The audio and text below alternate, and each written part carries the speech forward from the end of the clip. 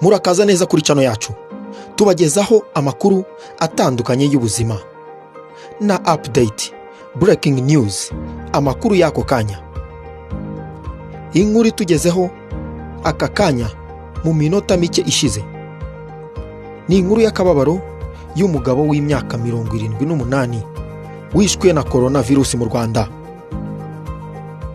Uyu mugabo biravugwa ko yari afite ubundi burwayi asanganywe nk'uko yakomeje kubivuga, ndetse n'izabukuru yaragezemo.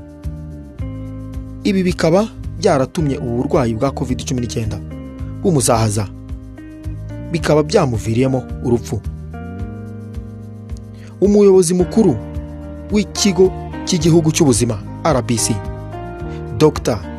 Nsanzimana Sabin, akaba yatangaje ko nyakwigendera yararwariye mu Rwanda mu ntara y'Iburasirazuba, akaba rero yaje gushira mu mwuka. Uyu mugabo ni nawe navuga ko abaye uwa mbere wishwe na COVID-19 ariko afatiwe mu Rwanda, bitandukanye na batatu bamubanjirije, harimo umushoferi w'imyaka 65 wishwe na kino cyorezo wakoreraga mu gihugu cy'abaturanyi.